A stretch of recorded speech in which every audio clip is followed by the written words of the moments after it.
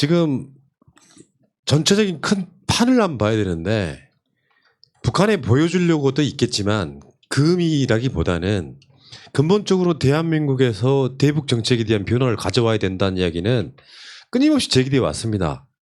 이제 어제만 해도 정세현 장관이 한 말 굉장히 중요한 키워드가 있는데 부지런한 대통령 밑에 행동 않는 참모들 남북 관계가 이래서 발전하겠냐 이런 워딩이 나왔거든요. 사실은 우리가 이제 이 지점을 짚어볼 필요가 있습니다. 문 대통령 3년 기간 동안에는 예를 들어서 남북 관계뿐만 아니라 여러 가지 관계에 있어서 대략적으로 이런 얘기가 있어요. 두 가지 평이 있을 수 있다고 했죠. 저 사람 장관 시켜놓으니까 그 비단 통일부 장관 이야기하는 게 아니에요. 장관 시켜놓으니까 제대로 일 안 하고 욕먹은 사람들이 간혹 나오죠. 실제로.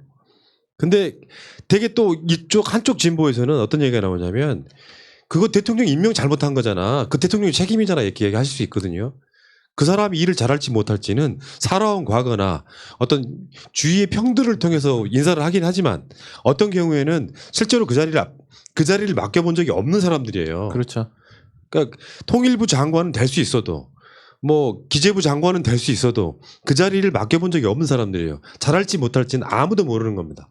대개는 잘하겠지만 못하는 사람들은 저는 욕을 해줘야 된다고 생각해. 근데 이게 이제 문재인 정부의 장관들이나 참모들을 문재인 대통령과 동일시하면서 문재인 대통령을 싸그노 욕하기보다는 우리가 지금 추구해야 될 입장이라는 건 참모든 장관이든 못하면 저는 욕할 수 있어야 된다고 생각해요. 이게 3년 차 들어가서는 그게 도드라질 거라고 생각을 하거든요. 그래서 정세현 장관의 메시지 같은 경우는 통일부 장관 이야기를 한다기보다는 오히려 청와대에 있는 해당 참모들이 못하고 있다는 이야기로 저는 들었거든요. 그러니까 이게 보면은 회사 조직으로 생각을 하면은 회사 조직에서는 뭐 사장님이나 대표님이 이유 없이 욕을 먹은 케이스랑 거의 비슷한 경우라고 봐요. 그러니까 참모들이 CEO가 분명히 얘기를 했는데 액션 안 한 거나 똑같거든요.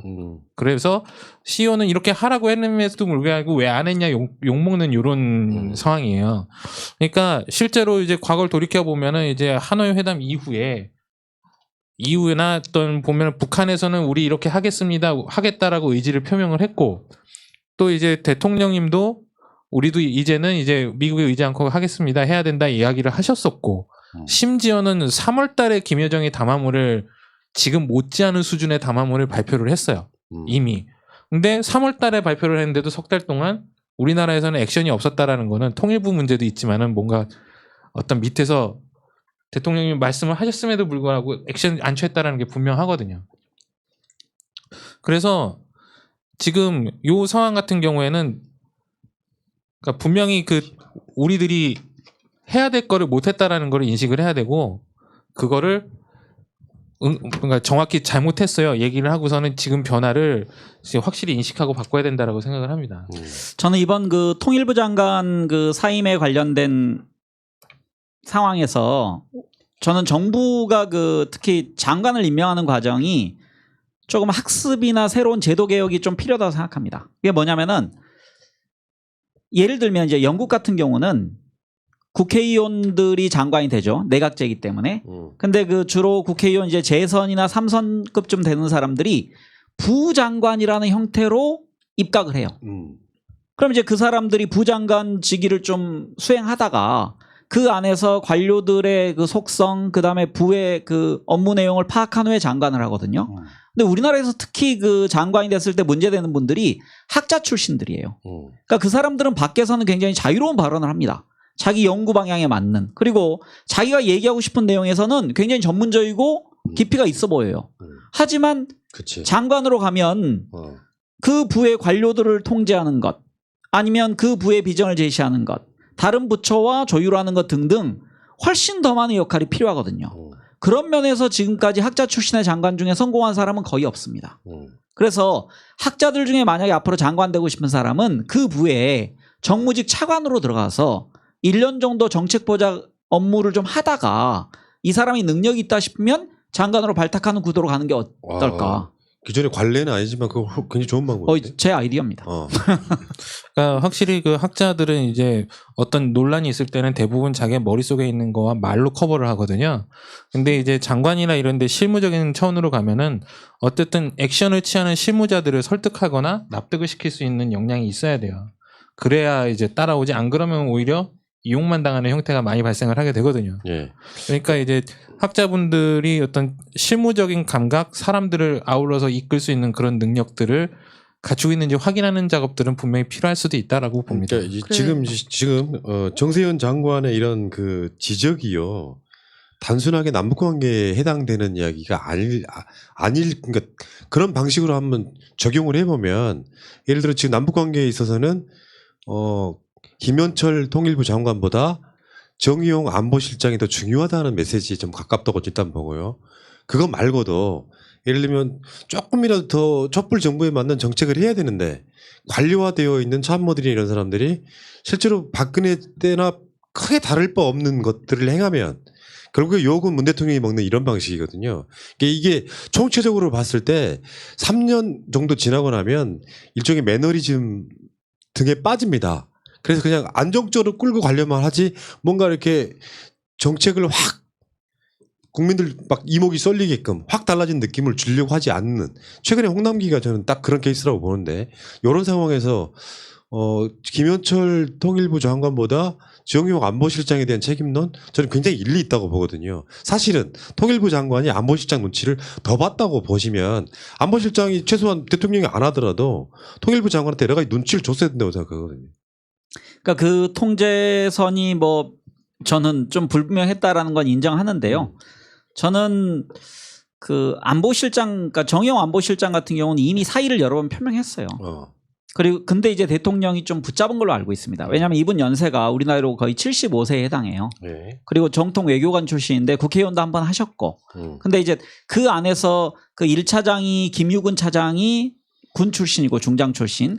2차장은 그 김현종 차장이 통상 전문가 출신입니다. 좀 이따 제가 뭐 인사 얘기할 때 김현종 차장 얘기를 좀 하고 싶은데.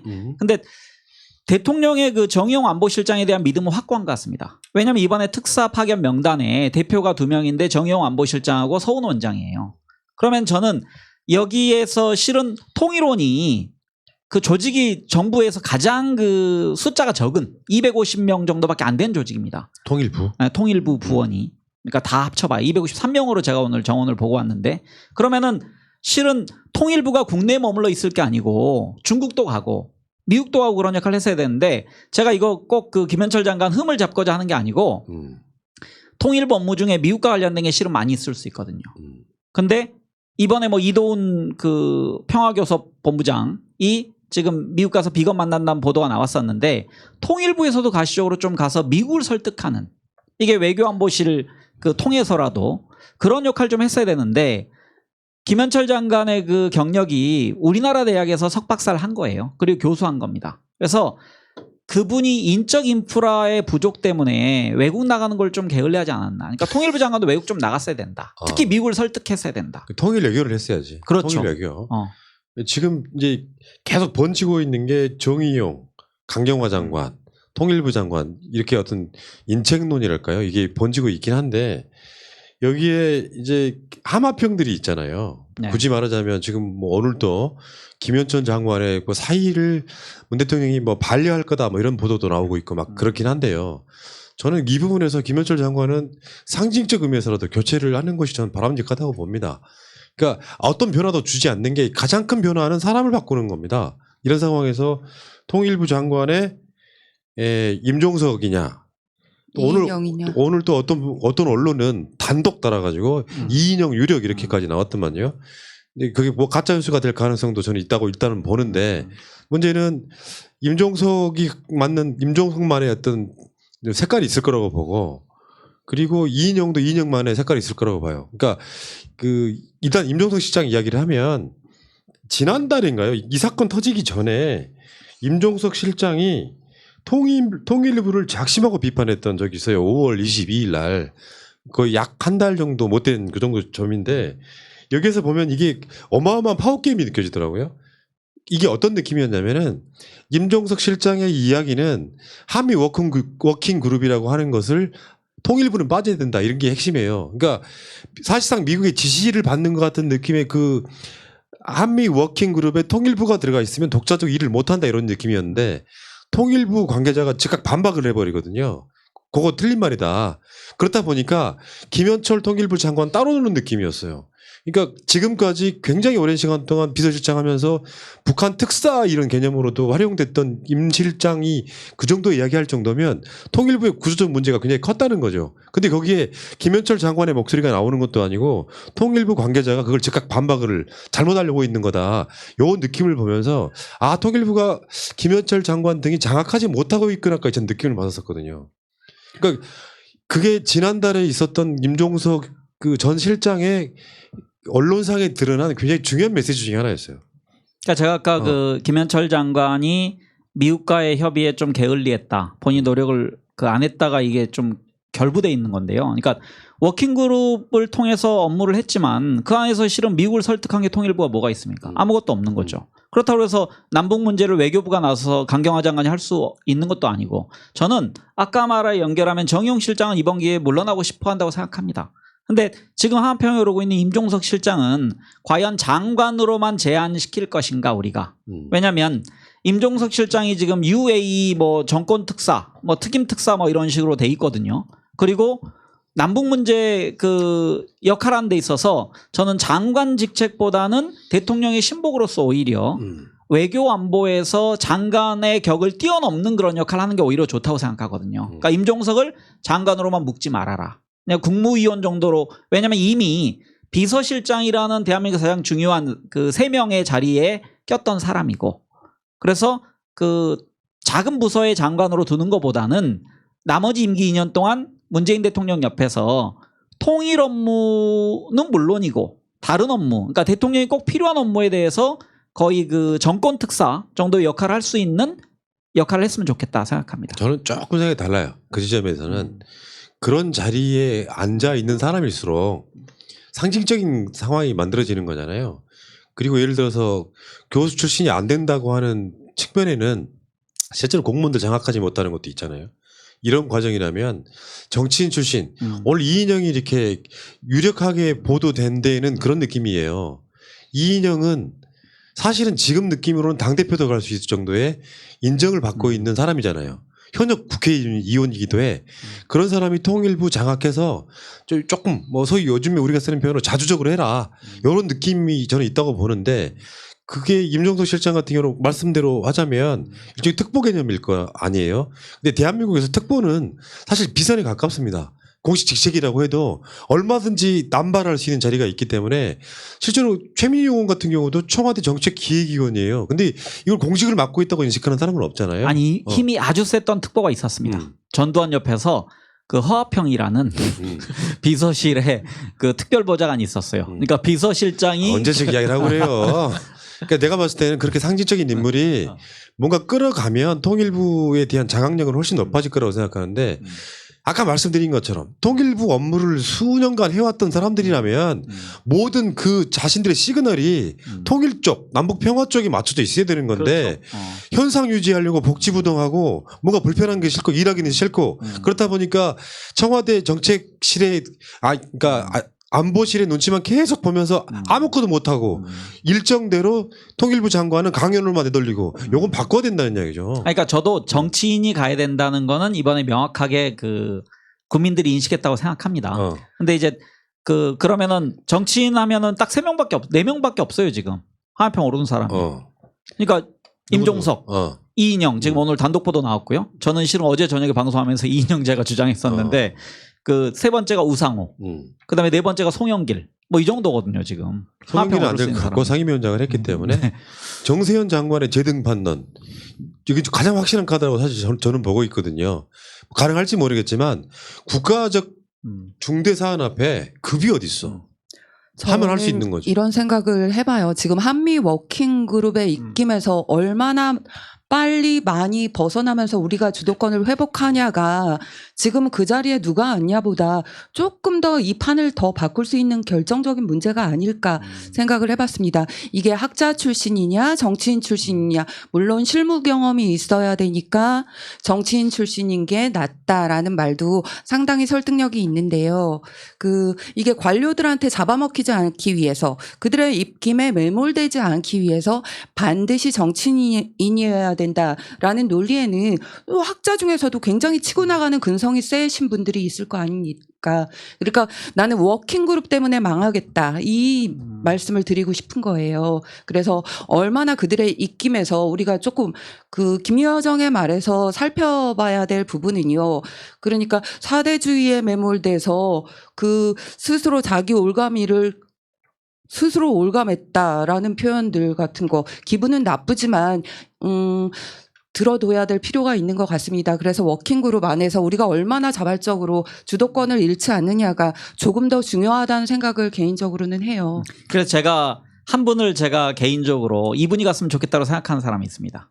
그러니까 평소에는 이분을 제가 굉장히 좋아하기도 하지만 함부로 쓰면 안 된다고 생각하는 사람인데 김현종 차장이에요. 그러니까 김현종 차장은 원래는 국제정치학을 하고 통상 전문가로 알려져 있습니다. 근데 통상 전문가로서 어떤 걸 했냐면 미국과의 주요한 협상에 이분이 다 나섭니다. 그러니까 이분은 우리말보다는 영어로 하는 협상에 아주 대한민국에서 아마 제일 협상을 잘하는 사람일 거예요. 특히 미국과 관련된 문제. 근데 미국 관계자들만 설득할 수 있느냐? 저는 그렇지 않고 이분을 평한 게 있습니다. 제가 딕션을 그대로 옮기지 못하지만 이 사람이 화를 낼 때, 온유하게 말할 때, 적을 겁박할 때, 그리고 물러설 때, 공격할 때를 너무도 잘 알고 있다고 평가받는 사람입니다. 그리고 대통령의 신임도 두터워요.